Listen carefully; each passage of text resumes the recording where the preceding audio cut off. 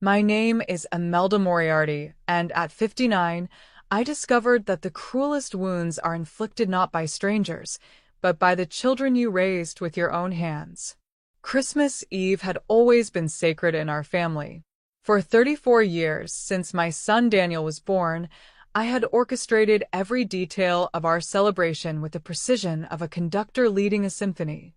The dining room gleamed with my grandmother's silver, the trees sparkled with ornaments collected across decades, and the scent of roasted turkey filled every corner of my home. I sat at the head of my mahogany dining table, watching my family exchange gifts with the enthusiasm I had worked so hard to cultivate. My long gray hair was swept into an elegant chignon, secured with the pearl-tipped pins that had belonged to my mother. I wore my midnight blue velvet dress, the one that brought out my eyes, and my grandmother's three-strand pearl necklace, the one that caught the candlelight and reminded everyone present that I was still beautiful, still relevant, still the matriarch of this family. Daniel, my 34-year-old son, tore through his presents with boyish enthusiasm despite his expensive suit and Rolex watch. His wife, Vanessa, 32 and sharp as cut glass, opened her gifts with calculated grace, her blonde hair perfectly styled even at the end of a long day. Their children, my 8-year-old grandson Marcus and 10-year-old granddaughter Lily, squealed with delight over each new toy and gadget. I had spent months selecting the perfect gifts for each of them. Daniel received the vintage scotch he'd been coveting, along with a leather portfolio embossed with his initials. Vanessa got the designer handbag she'd been hinting about for weeks, plus matching jewelry. The children were spoiled with toys, books, and games chosen specifically for their interests. As the wrapping paper mountain grew and the excitement reached its peak, I waited for someone to remember that I, too, was part of this celebration. Waited for the moment when grateful eyes would turn to me, when someone would hand me a carefully wrapped package and thank me for the love I had poured into their gifts. The waiting stretched into minutes, then longer. "Well," I said finally, my voice light but carrying an edge I couldn't quite suppress, "I suppose it's time for my gifts now." The room fell silent except for the crackling of the fire and the soft jazz playing in the background. Four pairs of eyes looked at me with expressions ranging from confusion to mild annoyance. Vanessa was the first to speak, her voice dripping with a kind of false sweetness that barely concealed contempt. "Oh my goodness, Imelda. We must have missed it somehow. I'm so sorry." She didn't look sorry. She looked like someone who had just realized they'd forgotten to feed the cat, mildly inconvenienced but not particularly concerned. "Missed it," I repeated carefully. "Your gift," Vanessa continued, her tone becoming more animated as she warmed to her performance. "It must have gotten lost in all the chaos. You know how crazy Christmas morning can be, but this was Christmas Eve, and there had been no chaos. Everything had been perfectly organized, just as I had planned it, just as I always planned it." Daniel looked up from examining his new scotch, his expression shifting from confusion to irritation. "Mom, honestly, you're being dramatic. We're all adults here. Do we really need to make a big production about every little thing?" "A little thing?" The words came out sharper than I intended. "Yes, a little thing. It's just Christmas presents. We forgot, okay? It happens." He waved his hand dismissively, the gesture of a man accustomed to having his word be final. "Besides, Mom, you're 59 years old. Don't you think you're a bit too old to be creating drama over silly gifts?" The words hit me like a physical blow.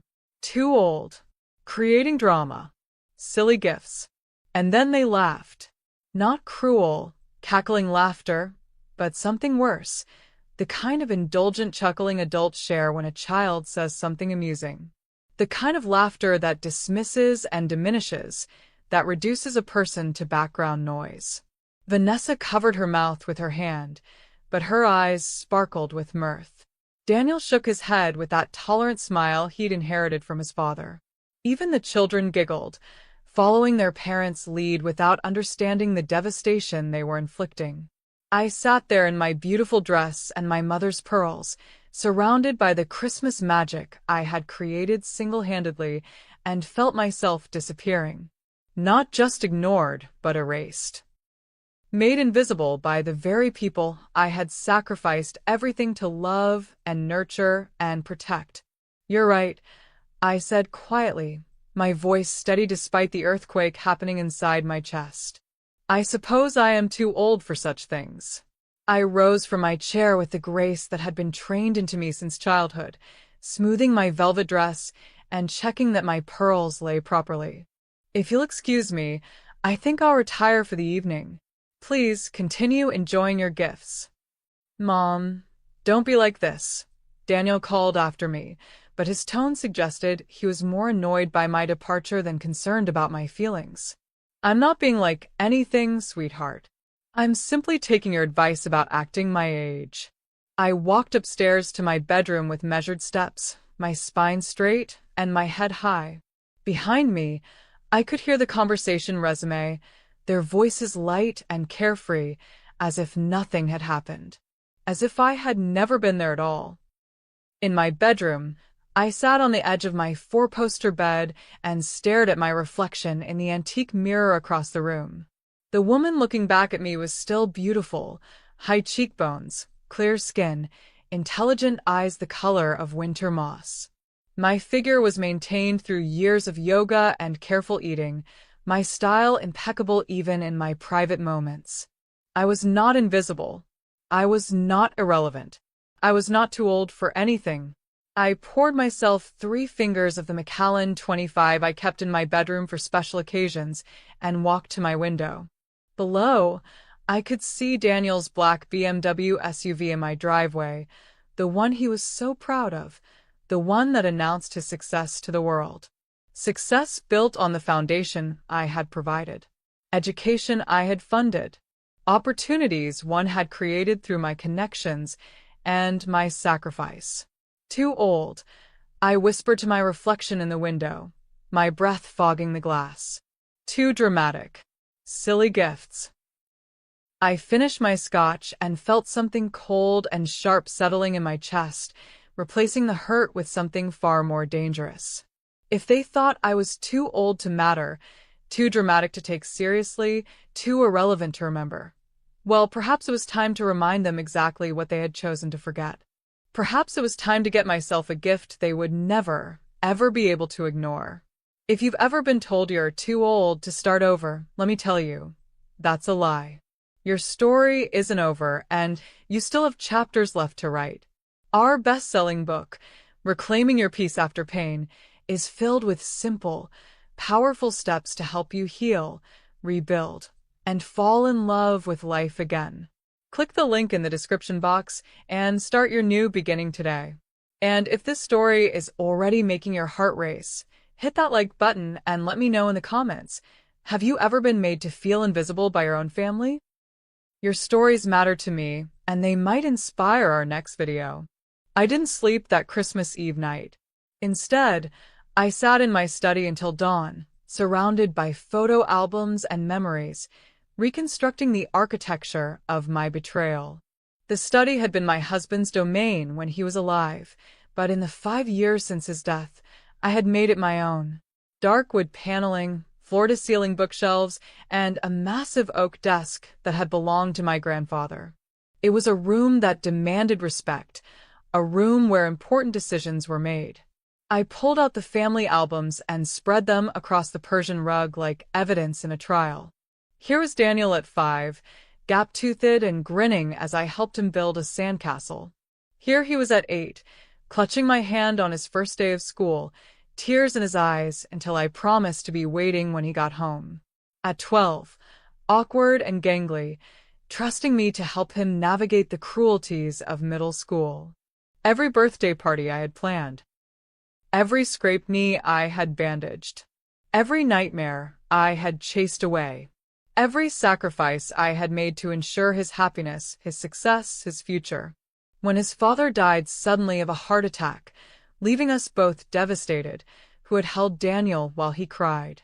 who had managed the funeral arrangements, the legal complications, the emotional wreckage, who had put her own grief aside to make sure a 19-year-old boy could continue his education, pursue his dreams, build the life he wanted. Me. Always me. Only me.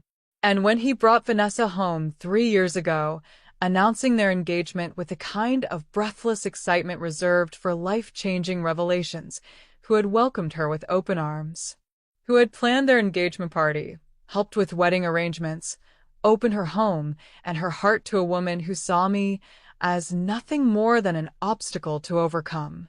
The photos told the story of my gradual erasure. In the early pictures with Vanessa, I was prominently featured. The proud mother-in-law, the family matriarch, the woman who had raised such a successful son. But as the images progressed chronologically, I began to move toward the edges of frames, my smile becoming more forced, my presence less central. By the wedding photos, I was barely visible in most shots. I found the album from last Christmas and studied it carefully. There I was, beautifully dressed as always, sitting at my own dining table in my own home, looking like a guest at someone else's party. Daniel and Vanessa dominated every photo, their children nestled between them, while I appeared in the background like expensive wallpaper. When had I stopped being the center of my own life? When had I allowed myself to become a supporting character in the story I had written? I closed the albums and walked to my bathroom, studying my reflection in the mirror above the antique vanity. The woman looking back at me was undeniably striking. My skin was smooth and luminous thanks to a lifetime of careful skincare and good genetics. My gray hair was thick and lustrous, silvering naturally in a way that added rather than detracted from my beauty. My figure was trim and elegant, maintained through discipline and pride. I was not a woman who deserved to be dismissed. I was not a relic to be tolerated. I was not too old for anything except perhaps tolerance of disrespect. Silly gifts, I murmured to my reflection, remembering the casual cruelty in Daniel's voice. As if 34 years of Christmas mornings meant nothing. As if the months I spent selecting perfect presents was just empty sentimentality. As if I was just a foolish old woman clinging to outdated traditions. But it hadn't been about the gifts themselves, had it? It had been about being seen, being valued, being remembered by the people who should have remembered me most. I returned to my study and sat at the desk, pulling out a legal pad and my favorite fountain pen. At the top of the page, I wrote gift ideas in my careful script. What kind of gift did one give to people who had everything they wanted but had forgotten everything that mattered? What kind of gift did one give to people who had decided you were too old to deserve consideration? What kind of gift did one give to people who laughed at your pain? I began to write, my pen moving smoothly across the paper as ideas took shape. Some gifts were meant to bring joy. Others were meant to teach lessons. And some were meant to ensure that certain moments were never, ever forgotten. As the sun rose on Christmas morning, painting my study in shades of gold and amber, I realized that I had never felt more awake, more focused, more purposeful in my life. Daniel thought I was too old to create drama over silly gifts. He was about to discover just how dramatically creative a 59-year-old woman could be when she finally decided to stop being polite and start being memorable. The gift I was planning for myself and for them would be anything but silly. It would be perfect. Boxing Day arrived gray and cold, matching my mood as I began what I privately called my research phase. While the rest of the world nursed hangovers and returned unwanted gifts, I settled into my study with my laptop, several notepads, and a pot of strong coffee. If I was going to give myself the perfect gift, it needed to be planned with the same meticulous attention to detail I had once devoted to Daniel's birthday parties and Christmas mornings. Nothing left to chance. Nothing that could be traced back to me. Nothing that would rob me of the satisfaction of watching their realization dawn. I started with the internet, searching for what I told myself were research purposes. Household accidents. Mechanical failures. The kind of tragic incidents that happen to families every day, sudden, shocking, but ultimately explainable. My browser history became a catalog of possibility. Carbon monoxide poisoning, electrical fires, brake failures, gas leaks, staircase accidents. Each article I read was filed away in my mind like a recipe card, noting the methods, the telltale signs investigators looked for, the ways these tragedies could be prevented or facilitated. Daniel's pride and joy was that black BMW SUV parked in my driveway every time they visited.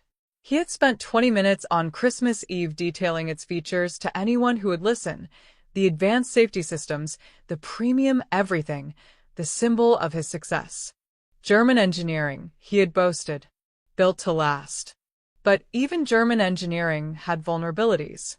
I pulled out my laptop and began researching automotive safety recalls, brake systems, and the subtle ways mechanical failures could manifest. Amazing what one could learn from automotive forums and repair manuals freely available online. Amazing how many ways sophisticated machinery could develop problems. By afternoon, I had filled 3 pages with careful notes. Not plans, not yet, but possibilities. Options. The foundation of what could become something much more concrete. I took a break to prepare tea, using my finest china and my grandmother's silver service. Some rituals deserve to be maintained, even during times of transition. Especially during times of transition. I carried the tray to my study and continued my work. The notebook I was keeping looked innocuous enough, just careful script detailing various mechanical systems and their failure points. To anyone casually glancing at it, it might have been research for a novel or academic curiosity about automotive safety. Nothing that suggested anything more sinister than intellectual interest. But I knew what it really was, a gift list of sorts. The kind of gift that would ensure no one in my family ever again forgot that I was a force to be reckoned with. My phone rang at 3 o'clock, interrupting my concentration. Daniel's name appeared on the screen. "Hello, sweetheart," I answered, my voice warm and maternal. "Hey, Mom. Listen, I wanted to apologize about last night." "Apologize for what?" "You know, the gift thing. Vanessa reminded me that we probably hurt your feelings." Probably.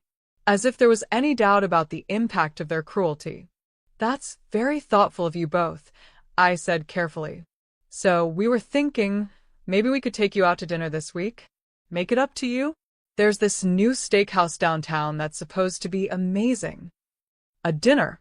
A public meal at a restaurant where their generosity would be visible to strangers, where they could feel magnanimous about including the lonely widow in their busy lives.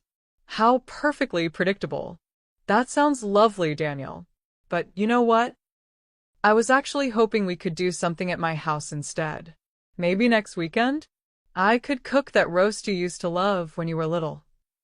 Mom, you don't have to go to all that trouble. It's no trouble at all. I miss cooking for family. And it would be so nice to have everyone here together again. Proper family time. I could hear him discussing it with Vanessa in the background, their voices muffled but audible. She wasn't enthusiastic. I caught words like boring and obligation, but Daniel was apparently feeling guilty enough to override her objections. Okay, Mom. Next Saturday work? Say around 6. Perfect. I'll make all your favorites. Great. And Mom, thanks for being so understanding about everything. Understanding. What a wonderfully loaded word. Of course, sweetheart. Family forgives. Family always forgives. After I hung up, I sat in my study smiling for the first time since Christmas Eve. They thought they were managing me, accommodating the hurt feelings of a dramatic old woman with a dinner invitation motivated by guilt.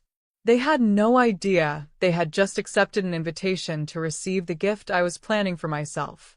I returned to my notebook and began a new page, this one headed Menu Planning.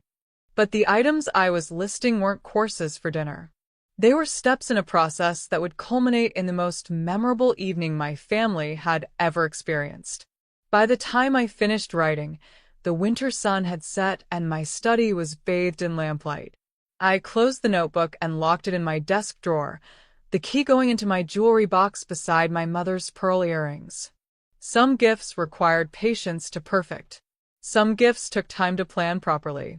And some gifts were worth waiting for, because the recipient's reaction would make every moment of preparation worthwhile. I had 6 days to finalize the details.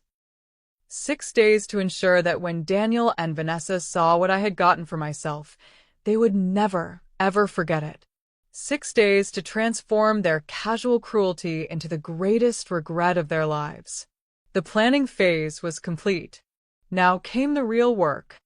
The week passed in a blur of preparation that felt remarkably similar to my usual party planning, except this time the celebration was entirely for my own benefit.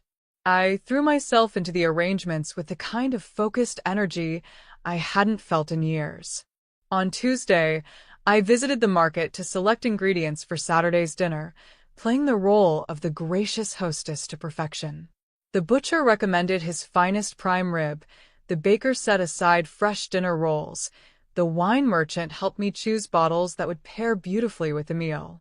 To anyone watching, I was simply a sophisticated woman planning an elegant family dinner, which, in a way, I was. Wednesday was spent on what I called venue preparation.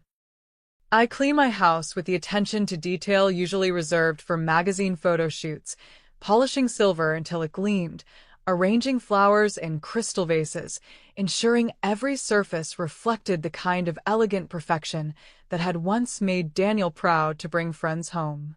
The dining room received special attention. I wanted it to look exactly as it had on Christmas Eve, beautiful, welcoming, the setting for what should have been a perfect family celebration. The scene of their crime, restored to its former glory. Thursday brought the more delicate aspects of my preparation. I had spent considerable time researching the BMW's maintenance schedule and had discovered that Daniel was meticulous about following it to the letter. His service records, which he kept in the glove compartment with typical German precision, showed his last brake inspection had been just 3 months ago. Perfect. No one would question a sudden mechanical failure in a vehicle that had been recently certified as safe. I had also spent time in my late husband's workshop, reacquainting myself with tools I hadn't touched in years. My hands remembered more than I had expected. The muscle memory of helping him with various household repairs came flooding back, along with the confidence that I could handle delicate mechanical adjustments without leaving obvious fingerprints of my involvement. Friday evening, I called Daniel to confirm the details for our dinner. "Everything's all set for tomorrow," I told him, my voice bright with anticipation. "I've planned such a special evening for us." "That's great, Mom. The kids are really excited about it." "And Vanessa?" "She's looking forward to it too," he lied smoothly. "You know how much she appreciates your cooking." I smiled to myself. I'm so glad. I want this to be an evening none of us ever forget. I'm sure it will be memorable. If only he knew how right he was. Saturday arrived crisp and clear, the kind of winter day that made everything look sharp and defined. I spent the morning in final preparations, moving through my routine with the calm efficiency of someone who had planned everything down to the smallest detail. The roast went into the oven at precisely 2 o'clock. The table was set with my finest china and crystal, the goods silver polished to mirror brightness. Candles waited to be lit, wine waited to be opened, and every detail spoke of love and care and family tradition. At 4 o'clock, I took my tools to the garage. Daniel always parked in the same spot when he visited, the left side of my 2-car garage, positioned so Vanessa could exit without having to walk around the vehicle. Predictable as always, a creature of habit who never questioned his assumptions about safety and security. I had studied the brake system extensively over the past week, and I knew exactly what needed to be done. Nothing dramatic, Nothing that would be immediately obvious. Just a small adjustment that would become critical at precisely the wrong moment. Working with careful precision, I made the necessary modifications. It was surprisingly simple, really. A matter of knowing which connections were essential and which could be compromised without immediate detection. The beauty of the plan was its elegant simplicity. When the failure occurred, investigators would find evidence of mechanical malfunction, genuine where that had developed naturally over time, combined with the kind of sudden failure that occasionally happened even in the best-maintained vehicles. No evidence of tampering. No suggestion of intentional sabotage. Just the kind of tragic accident that made headlines for a day and then faded into the background noise of random misfortune. By 5:30, I was back in my kitchen, the final touches being added to our family dinner. I had changed into a burgundy silk dress that complemented my pearls perfectly, applied my makeup with extra care, and arranged my hair in the style that had always made Daniel tell me I looked beautiful. I wanted to look my absolute best for the gift I was giving myself. At 6 o'clock sharp, I heard the familiar sound of Daniel's BMW pulling into my driveway. Through the kitchen window, I watched them all pile out of the vehicle, Daniel in his expensive cashmere coat, Vanessa in designer boots that probably cost more than most people's monthly rent, the children bundled in their matching winter outfits. My family, my ungrateful, dismissive, cruel family who had decided I was too old to matter and too dramatic to take seriously. They had no idea they were walking into the most important evening of their lives. No idea that the gift I had chosen for myself was waiting patiently in their perfectly maintained German-engineered safety system. No idea that by the end of the night, they would understand exactly what happened when you made the mistake of thinking Imelda Moriarty was just a silly old woman who could be ignored. I smoothed my dress, checked my pearls in the hallway mirror, and opened the front door with the warmest smile I could manage. "Welcome to our special evening," I said, embracing each of them in turn. "I'm so glad you could all make it." The irony was exquisite. They had come to humor me, to assuage their guilt about Christmas Eve, to endure an evening with a dramatic old woman who needed to be managed. Instead, they had come to receive the most unforgettable gift I could possibly give them. The only question now was whether they would survive long enough to fully appreciate it. Dinner proceeded exactly as I had orchestrated it, with the kind of surface perfection that had once been my specialty. The roast was tender and perfectly seasoned, the wine complemented each course beautifully, and the conversation flowed with the forced pleasantness of people determined to prove they were having a good time. Daniel complimented the meal repeatedly, his praise carrying the slightly exaggerated tone of someone overcompensating for previous thoughtlessness. "This is incredible, Mom. I forgot how amazing your cooking is." Thank you, sweetheart. I wanted tonight to be special. Vanessa made appropriate sounds of appreciation while checking her phone whenever she thought I wasn't looking. The children ate with the focused intensity of people presented with food far superior to their usual fare, though they kept asking when they could be excused to play with their electronic devices. I played my role to perfection, the gracious hostess, the loving mother and grandmother, the woman so grateful for this opportunity to reconnect with her family. Every smile was carefully calibrated, every gesture designed to reinforce their assumption that I was a harmless old woman who just wanted to feel relevant again. "This wine is excellent," Daniel said, swirling his glass with the kind of practiced motion he'd learned from watching too many movies about sophisticated people. "What is it?" "A 2015 Barolo. I've been saving it for a special occasion." "What makes tonight so special?" Vanessa asked, and for a moment, her mask slipped enough to reveal genuine curiosity rather than polite interest. I smiled, lifting my own glass in a subtle toast. The chance to spend time with the people I love most. To create new memories together. To give all of us something we'll never forget. "That's sweet, Mom," Daniel said, though I could see him glancing at his watch, already calculating how soon they could politely escape back to their own lives. You know, I continued, my voice taking on the nostalgic tone they expected from me, I was looking through old photo albums this week, remembering all our family celebrations over the years. Christmas mornings when you were little, Daniel. Birthday parties. Thanksgiving dinners. We've created so many beautiful memories in this house. We have, he agreed, but his attention was already drifting toward his phone. I realized that I've been taking those memories for granted. Taking all of you for granted. And I think maybe you've been taking me for granted too. That got their attention. For pairs of eyes focused on me with varying degrees of wariness. I continued carefully. Christmas Eve made me realize how easy it is for family members to become invisible to each other, to stop seeing each other clearly. Mom, Daniel began, his tone carrying a warning. We apologize for that. We're here now, aren't we? You are. And I'm so grateful. But I've been thinking about what you said about me being too old to create drama over silly things. It made me realize that maybe I have been too passive, too willing to accept being overlooked. Vanessa shifted uncomfortably in her chair. Imelda, we didn't mean. Oh, but you did mean it, I interrupted gently. And that's perfectly fine. You were being honest about how you see me.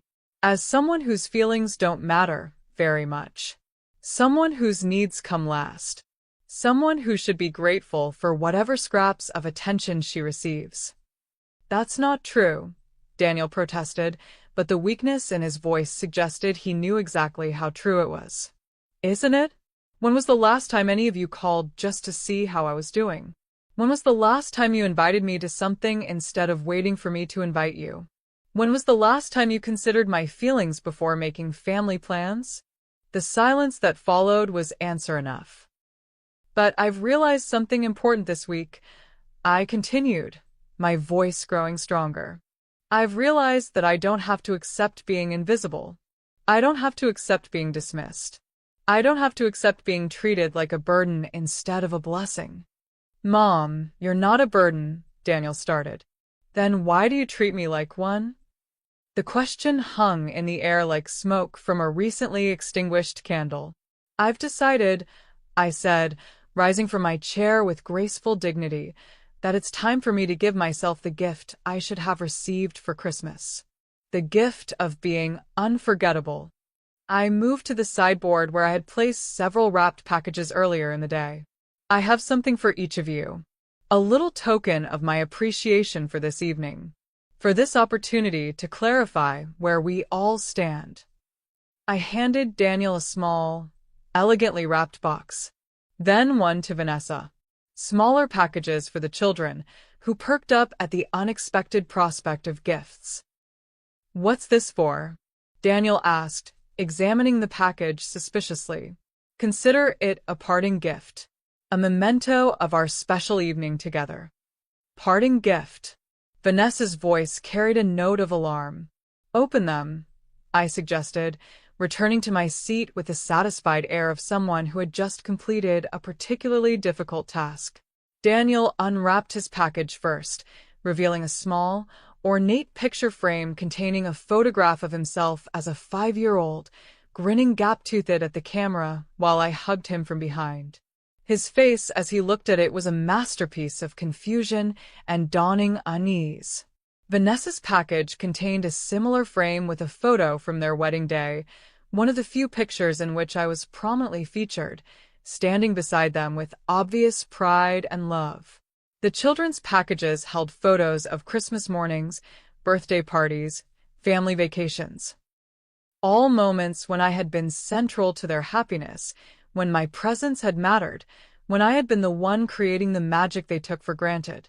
I wanted you to have something to remember me by, I explained as they stared at their gifts with growing confusion. Remember you by? Daniel's voice cracked slightly. Mom, what are you talking about? I'm talking about legacy, darling. about the importance of being remembered for who you really are rather than who people assume you to be. I checked my watch with deliberate precision. It's getting late. I'm sure you'll want to get the children home soon. School night tomorrow. Mom, you're scaring me, Daniel said, standing up abruptly. What's going on? Nothing's going on, sweetheart. We've had our special dinner. You've received your gifts, and now it's time for you to go home. Just like any other family evening.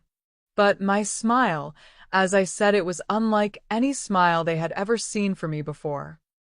It was the smile of a woman who knew exactly what was waiting for them in the garage. The smile of a woman who had finally, definitively, given herself the perfect gift. Can you feel the tension building? Sometimes the most dangerous people are the ones everyone underestimates. If you're on the edge of your seat wondering what Imelda has planned, hit that like button and let me know in the comments. Have you ever been pushed so far that you fantasized about the perfect revenge? And don't forget to subscribe with notifications on, because this story is about to reach its explosive climax.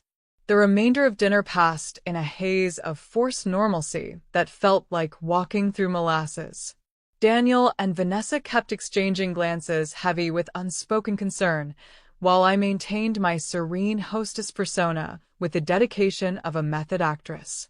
The dessert is lovely, Grandma, little Lily said, her 10-year-old voice cutting through the tension like a blade. She was always the most perceptive of my grandchildren, the one who noticed when adults were performing rather than simply being. Thank you, sweetheart. I made it especially for you. Your favorite, chocolate mousse with fresh berries. It tastes different, she said, tilting her head slightly. Sadder, somehow. Out of the mouths of babes. Even a child could sense that something fundamental had shifted in the atmosphere of my dining room. Lily, don't be silly, Vanessa scolded, but her voice lacked its usual sharp authority. Food doesn't have feelings, doesn't it? I asked, meeting my granddaughter's eyes across the table. I think Lily understands something important about how emotions affect everything we create, the love or lack thereof that goes into our actions.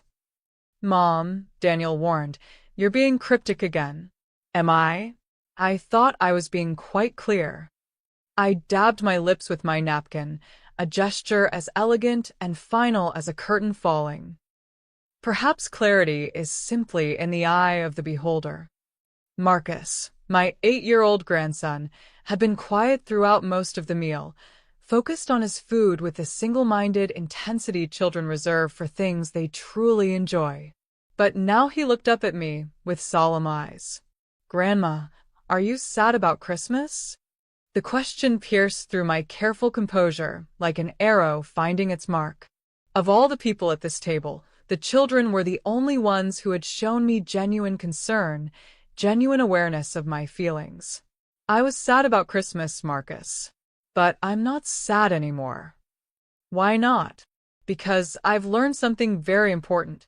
I've learned that sadness can be transformed into something much more powerful when you stop accepting it and start acting on it. What do you mean? Lily asked, her bright eyes fixed on my face with uncomfortable intensity.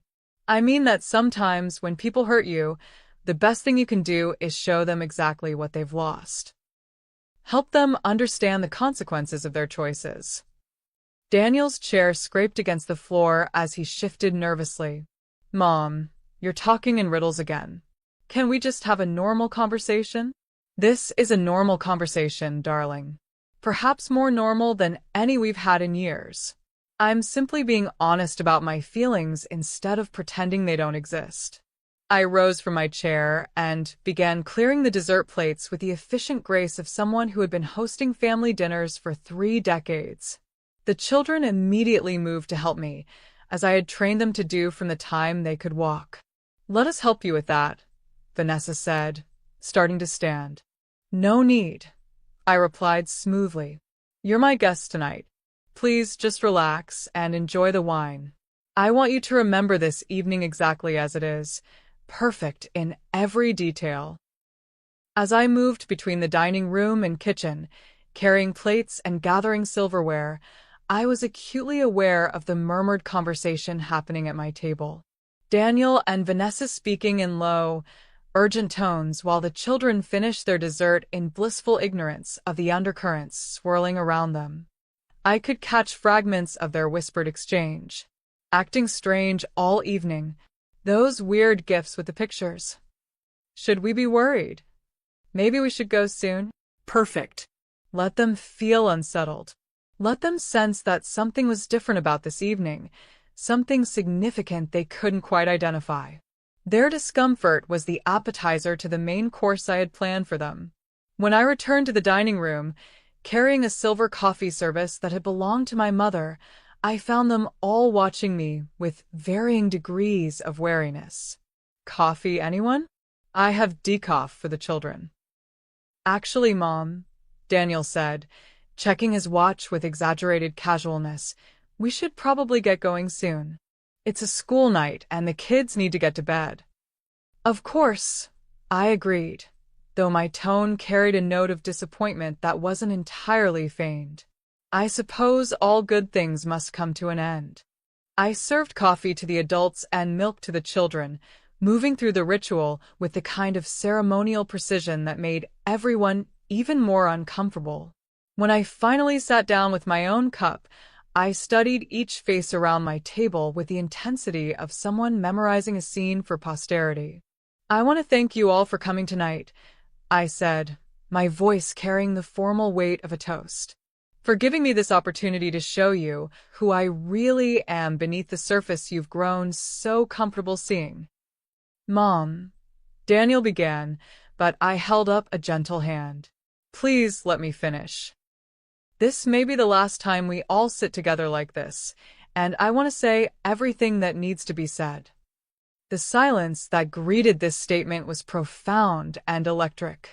Vanessa, I continued, turning to my daughter-in-law with a smile that was both warm and terrifying. Thank you for showing me so clearly where I stand in this family. Your honesty about my irrelevance has been illuminating. Vanessa's face had gone pale beneath her carefully applied makeup. Imelda, I never said you were irrelevant. Not in so many words, perhaps. But actions speak louder than words, don't they? And your actions have been quite eloquent. I turned to Daniel, my only child, the boy I had raised and sacrificed for and loved beyond reason. And Daniel, my darling son, thank you for finally being honest about how you see me. Too old, too dramatic, too silly to deserve consideration. It's freed me from the burden of pretending that wasn't exactly what you thought. That's not what I meant, and you know it, he said, but his voice lacked conviction.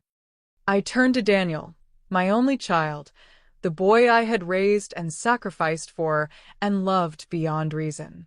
And Daniel, my darling son, thank you for finally being honest about how you see me. Too old, too dramatic, too silly to deserve consideration. It's freed me from the burden of pretending that wasn't exactly what you thought. That's not what I meant, and you know it, he said, but his voice lacked conviction. Isn't it? Then what did you mean when you dismissed my feelings so casually? When you laughed at my pain? When you made it clear that my presence at your celebration was tolerated rather than treasured? The questions hung in the air like accusations, which they were. I meant, I continued, my voice growing stronger and more confident with each word, is that tonight you're going to receive the gift I promised myself. The gift of understanding exactly what happens when you underestimate someone you should have cherished. I stood and moved to the window, pulling back the curtain to look out at the driveway where Daniel's BMW sat gleaming under the porch light. Such a beautiful car, I murmured. German engineering at its finest. Built to last, you said. Built to protect the people inside. Why are you talking about my car? Daniel's voice carried a note of genuine alarm now. I turned back to face them, and I could see in their expressions that they were finally beginning to understand that this evening was not what they had assumed it would be. Because, my dear family, your car is going to be the delivery mechanism for the gift I've given myself. The gift of ensuring that none of you ever forget me again. The silence that followed was so complete I could hear the grandfather clock ticking in the hallway, marking the seconds until their world changed forever. "What have you done?" Vanessa whispered, her voice barely audible. "I've done what any woman should do when she's been dismissed, diminished, and discarded by the people who should love her most. I've taken control of my own narrative." I smiled at them all with genuine warmth, the kind of maternal affection that had once been the organizing principle of my entire existence. "Now then, shall we get you all ready to go home? It's getting late, and you have such a long drive ahead of you." The gift I had given myself was about to be unwrapped, whether they wanted to receive it or not. The transition from dinner to departure took on the surreal quality of a dream sequence, with everyone moving through familiar motions while the air around us crackled with unspoken tension. Daniel helped the children into their coats with unusual urgency, his movements sharp and efficient rather than relaxed. Vanessa gathered her purse and the framed photographs I had given them, her hands trembling slightly as she clutched the unexpected mementos. "Thank you for dinner, Grandma," Lily said, approaching me for the goodnight hug that was part of our established ritual. As I embraced her, I felt a pang of something that might have been regret if I had allowed myself to feel such weakness. "You're very welcome, sweetheart.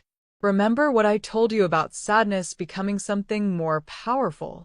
She pulled back to look at me with those perceptive 10-year-old eyes. "Will we see you soon?" The question pierced through my resolve like a needle finding nerve. For a moment, I wavered, seeing not my ungrateful family, but two innocent children who had done nothing to deserve whatever was about to happen to them. But then I remembered Christmas Eve. The laughter. The casual dismissal. The way I had been erased from my own celebration by people who should have honored me above all others. "We'll see each other again," I said carefully, "though it may not be in the way you expect." Marcus hugged me next, his 8-year-old arms tight around my waist. "I love you, Grandma." "I love you too, darling. More than you'll ever know." Daniel and Vanessa stood by the front door, their earlier nervousness having crystallized into something approaching panic. They wanted to leave but were afraid to go, sensing that departure would trigger whatever I had planned but unable to identify the specific threat. "Mom," Daniel said, his voice strained with forced casualness, "are you feeling all right? You've been different tonight." "I've been myself tonight, Daniel. Perhaps for the first time in years, I've been completely, authentically myself. No performance, no careful management of your feelings, no pretending that your cruelty doesn't matter." "We should talk more soon," Vanessa said, her words coming out in a rush. "Maybe we could meet for lunch this week? Just the two of us." The offer was transparently motivated by fear rather than affection, but I appreciated the attempt. "That's very thoughtful, Vanessa. But I think our conversation tonight has said everything that needed saying." I walked them to the door, playing the gracious hostess to the very end. The cold January air swept into my foyer as I opened it, carrying with it the scent of snow and the promise of winter storms. "Drive carefully," I said, the words carrying weight that none of them fully understood yet. "The roads can be so dangerous this time of year. You never know when something might go wrong." "Mom, what are you?" Daniel began, but I cut him off with a gentle smile. "I'm simply reminding you to be safe. Family is so precious, so fragile. We never know when we might lose the people we love." I kissed each of them goodbye, the children with genuine affection, Daniel and Vanessa with ceremonial politeness that barely concealed the Arctic cold of my true feelings. "Thank you again for such a lovely evening," I said as they walked toward the garage. "I hope you'll remember it for the rest of your lives." I stood in my doorway, framed by warm light from my beautiful home, watching as they climbed into Daniel's pride and joy. The BMW started with its typical German precision, the engine purring with mechanical confidence. Through the windshield, I could see them having an animated conversation, Daniel gesturing emphatically while Vanessa pointed back toward my house, probably debating whether to come back inside, whether to confront me about my strange behavior, whether they were overreacting to what might have been nothing more than an elderly woman's emotional evening. They would have their answer soon enough. Daniel backed out of my garage with his usual careful attention to detail, the headlights sweeping across my perfectly manicured lawn as he maneuvered toward the street. I raised my hand in a final wave, though I doubted they could see me clearly through the glare of my porch lights. I closed the door and walked to my front window, positioning myself where I could observe their departure without being seen. The BMW paused at the end of my driveway as Daniel checked for oncoming traffic, then pulled smoothly onto the residential street that led to the main road. I checked my watch. 9:23 p.m. By my calculations, they would reach the intersection with Maple Avenue in approximately 4 minutes. The intersection where a steep hill met a busy cross street, where vehicles needed to stop completely before proceeding, where brake systems were put to their most crucial test. I poured myself a glass of the Barolo we had been drinking at dinner and returned to my window.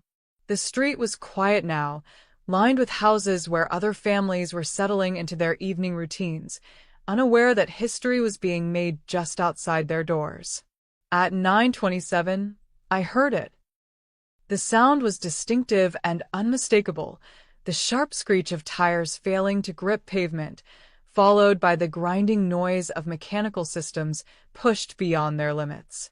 Then came the impact, a sound like thunder that seemed to shake the windows of houses 3 blocks away.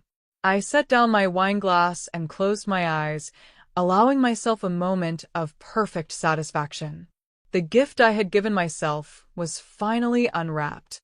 When I opened my eyes, I could see the glow of emergency lights in the distance, red and blue strobes painting the winter night in colors of crisis and catastrophe. Soon there would be sirens, ambulances, fire trucks, police cars, all the machinery of tragedy response mobilizing to deal with what would be classified as a mechanical failure accident. I walked upstairs to my bedroom and began preparing for bed with the same meticulous attention to routine that had governed every aspect of my evening. Face cream, hairbrush, silk nightgown, pearl earrings carefully placed in their velvet-lined box.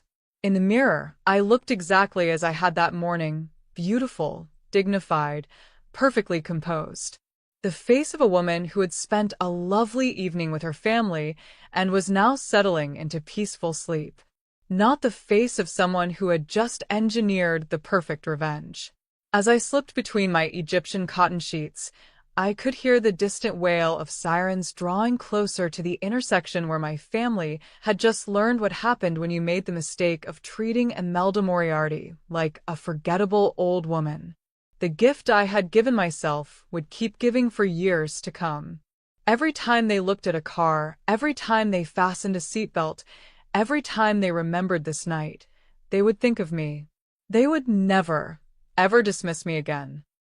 I fell asleep to the sound of emergency vehicles, my dreams filled with the memory of their faces when they finally understood that their grandmother was anything but too old to create drama. I was awakened at 6:47 a.m. by the sound of my doorbell ringing persistently, followed by urgent knocking that suggested official business rather than a social call. I took my time getting dressed, selecting a navy wool dress and my mother's pearls with the care of someone preparing for an important performance. When I finally opened the door, I found 2 police officers on my porch, a middle-aged man with kind eyes and a younger woman whose expression was professionally sympathetic. "Mrs. Moriarty?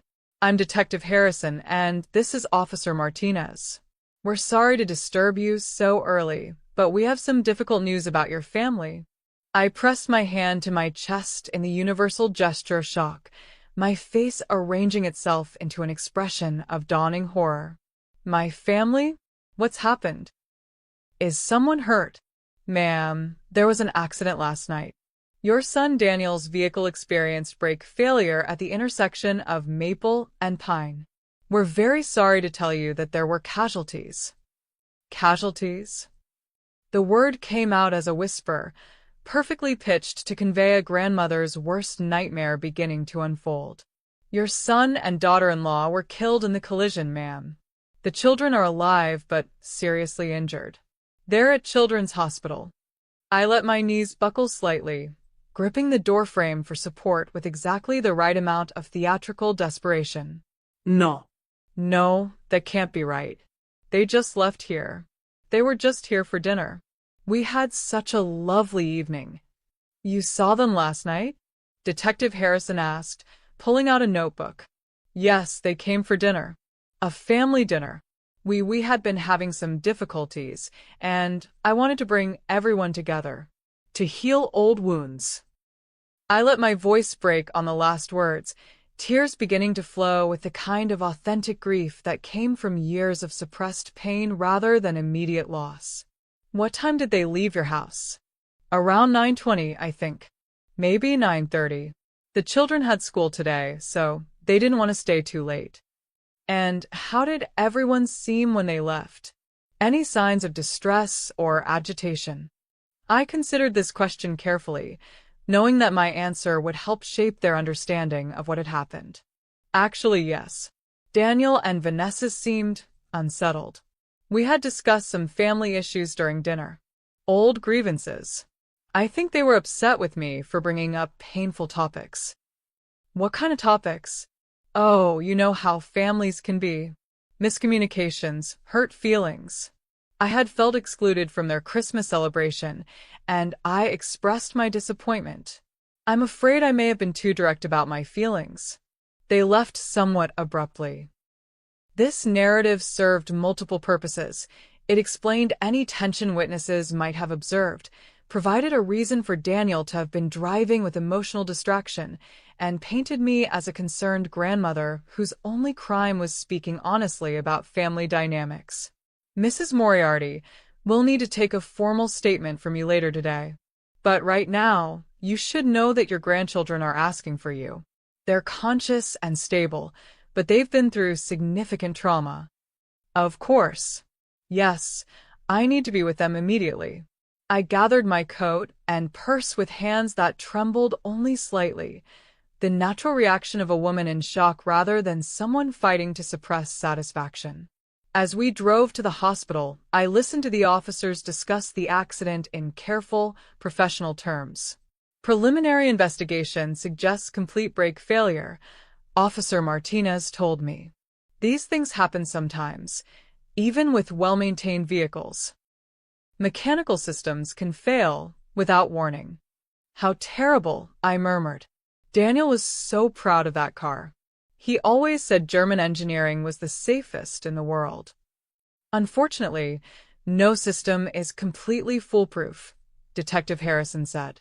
We'll be conducting a thorough investigation, of course, but early indications point to a tragic mechanical failure.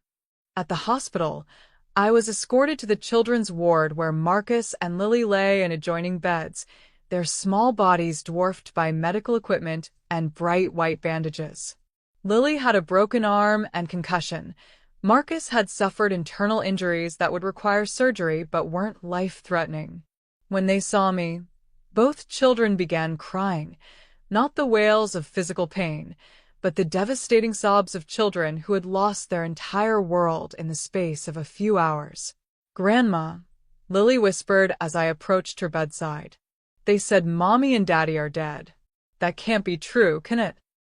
I took her uninjured hand in mine, my own tears flowing freely now, genuine tears for two innocent children who had become collateral damage in a war they couldn't understand. "I'm so sorry, sweetheart. There was an accident with Daddy's car. Your parents, they didn't survive. But we were all together just last night," Marcus said through his oxygen mask, his 8-year-old logic struggling to process the impossibility of permanent loss. "We had dinner at your house. Everything was normal." "I know, darling. Sometimes terrible things happen very suddenly. But you're going to be okay. I'm going to take care of you now." And I was. Whatever else I had done, whatever justice I had delivered to their ungrateful parents, these children were innocent. They would come home with me. They would be loved and protected and raised with the attention and respect I had been denied. In a twisted way, my gift to myself had become a gift to them as well. Freedom from parents who had been teaching them to dismiss and devalue the people who loved them most. Over the following hours, I played my role perfectly. The grieving mother and grandmother, devastated by sudden loss but determined to be strong for the surviving children. Hospital staff, family friends, and investigators all saw exactly what they expected to see: a woman destroyed by tragedy but rising to meet her responsibilities. No one questioned the mechanical failure that had caused the accident. No one suggested that brake systems in luxury vehicles didn't simply collapse without warning.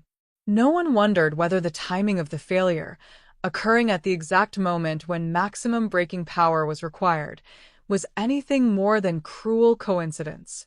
The investigation would be thorough but perfunctory. Mechanical failure accidents, while relatively rare, were well-documented phenomena. Insurance companies would pay out policies, the children would be awarded settlements, and the whole tragedy would be filed away as another reminder of life's fragility. Only I would know the truth, that sometimes the most devastating accidents were the result of very careful planning by someone who had been underestimated once too often. As I sat beside my grandchildren's hospital beds, holding their hands and promising them that everything would be all right, I felt something I hadn't experienced in years: complete satisfaction with my choices. The gift I had given myself would keep giving for the rest of my life. This is what happens when someone pushes a woman past her breaking point: consequences that echo through generations. Are you feeling the complexity of Imelda's actions? The tragedy of innocent children caught in the crossfire of adult cruelty? Drop a comment below about how this story is making you feel.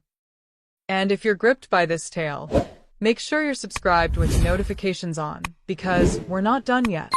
The final chapters will show you the true cost of revenge.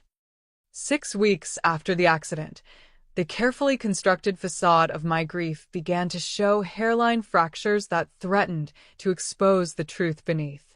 The children had come home with me, as I had always known they would.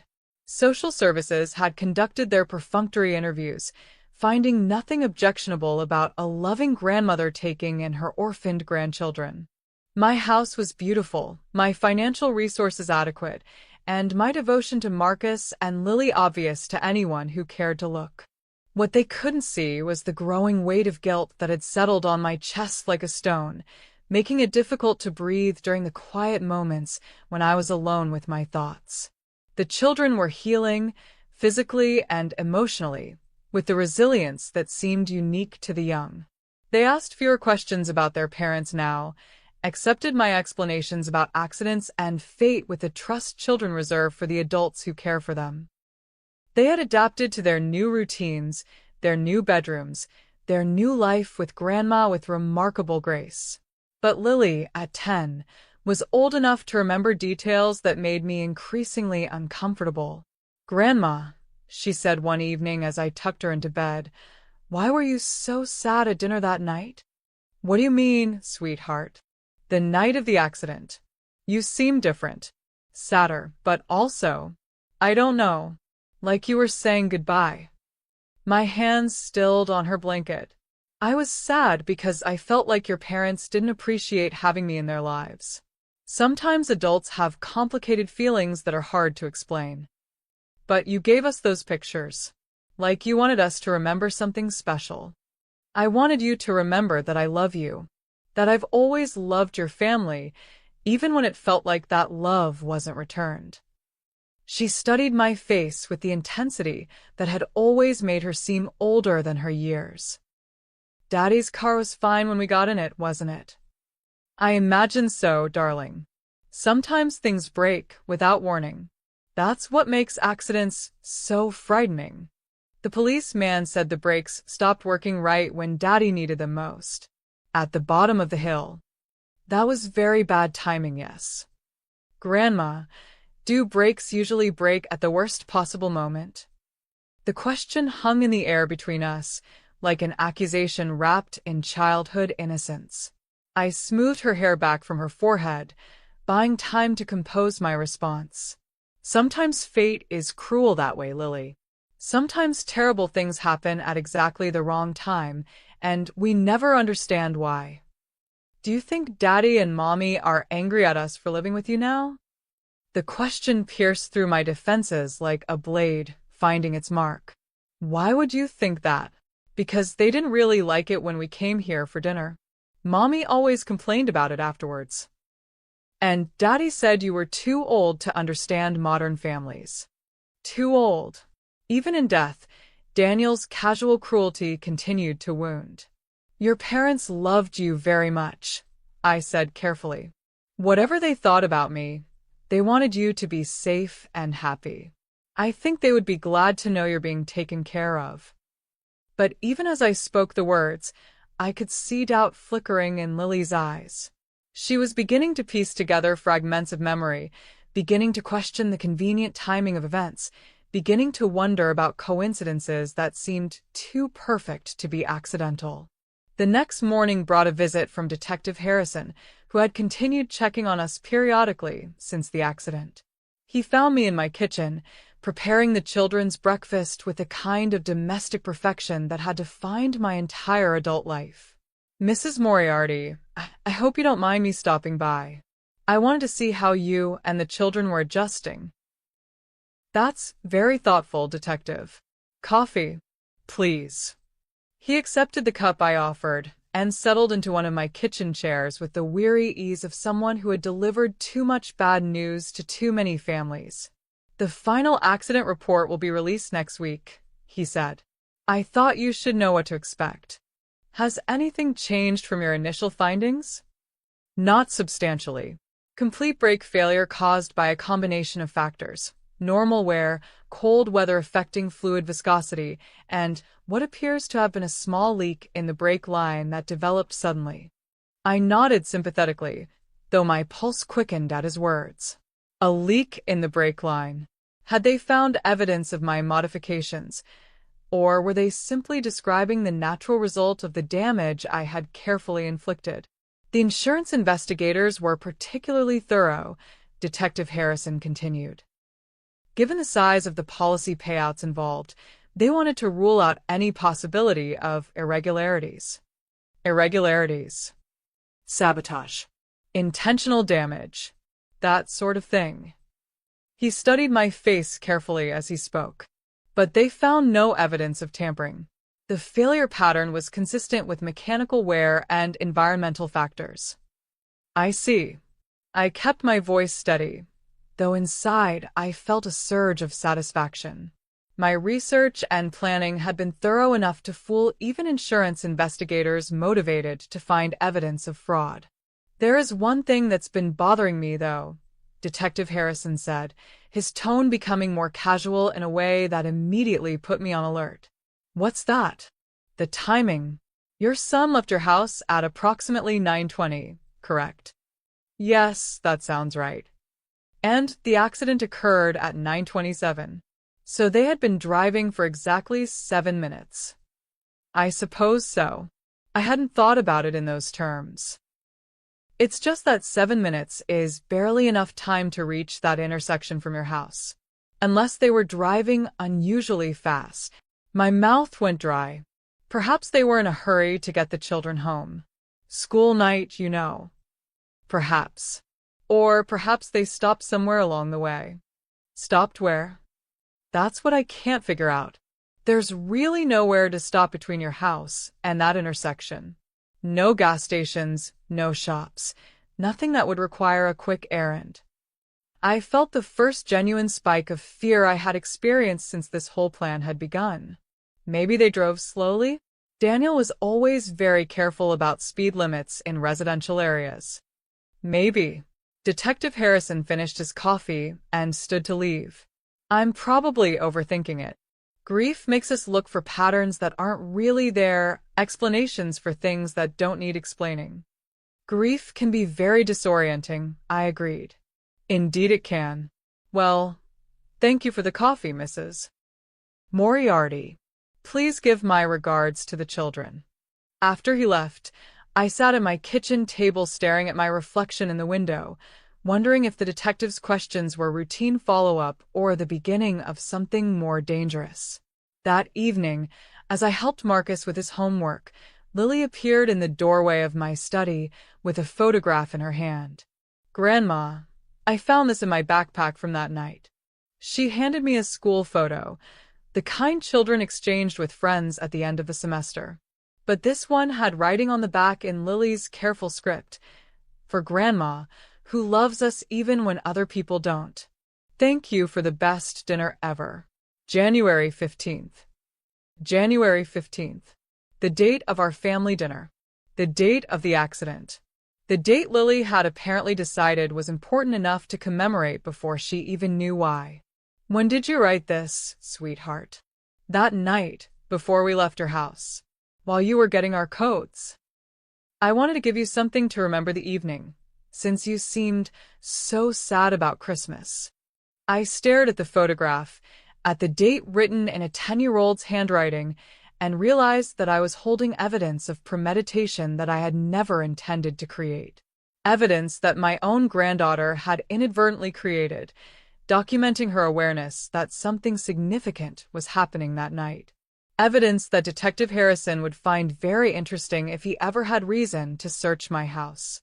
For the first time since Christmas Eve, I felt the cold touch of genuine fear. The perfect crime was beginning to develop very imperfect complications. Spring arrived early that year, filling my garden with unseasonable blooms that seemed to mock the winter that had settled permanently in my heart. I sat in my conservatory on a warm April morning, watching Marcus and Lily play in the backyard that had once been their father's playground, and tried to reconcile the woman I had become with the woman I thought I was. 6 months had passed since the accident, and the investigation had been officially closed. Detective Harrison's final report concluded that mechanical failure, combined with unfortunate timing and road conditions, had resulted in a tragic accident that could not have been predicted or prevented. The insurance companies had paid out their policies without challenge. The children's trust funds were secure, their futures financially protected. By every measurable standard, my plan had been a complete success. So, why did I feel like I was drowning in the aftermath of my own victory? The answer lay in watching these two innocent children rebuild their lives under my care. Lily, now more perceptive than ever, sometimes asked questions that made my chest tighten with guilt. Marcus, resilient as only children can be, had begun to blossom in ways he never had under his parents' critical eye. That evening, Detective Harrison called with news that both relieved and terrified me. "Mrs. Moriarty, I wanted to let you know we're officially closing the case files. But I need to tell you something. I know what really happened that night." My blood turned to ice, but Harrison continued. "I also know that those children are thriving under your care in ways they never did before. Sometimes justice comes in forms the law can't prosecute. This case stays closed." 2 years later, I stand in my garden watching Marcus and Lily help me harvest roses. They've grown into kind, empathetic children who rescue injured birds instead of ignoring them, who value compassion over achievement. In seeking revenge against Daniel and Vanessa, I had inadvertently saved these children from becoming the cruel, dismissive people their parents were molding them to be. They would never laugh at someone's pain or treat their elders as irrelevant. The gift I gave myself was justice. But the gift I gave them was transformation, and that has proven far more precious than any satisfaction my revenge provided. Some gifts require terrible prices. Some love demands unthinkable sacrifices. And sometimes being a good grandmother means being a terrible mother-in-law. I sleep peacefully now, surrounded by children who know they are valued for who they are, not what they achieve. The only ghosts that visit me are echoes of laughter from people who once dismissed me as too old to matter. They were wrong. I was never too old to create drama. I was simply too experienced to create it carelessly. And that's the complexity of justice. Sometimes saving innocent lives requires taking guilty ones. Imelda didn't just get revenge. She rescued two children from becoming the kind of people who destroy others with their cruelty. If this story made you think about the price of justice and the weight of consequences, hit that like button and share it with someone who understands that sometimes the most loving thing you can do is the most terrible. Remember, your story isn't over. You still have chapters left to write, and you still have the power to choose what kind of ending you want. Until next time, keep writing your own powerful story. And don't forget to check out Reclaiming Your Peace After Pain in the description, because sometimes the best revenge is living a life so beautiful that your enemies become irrelevant.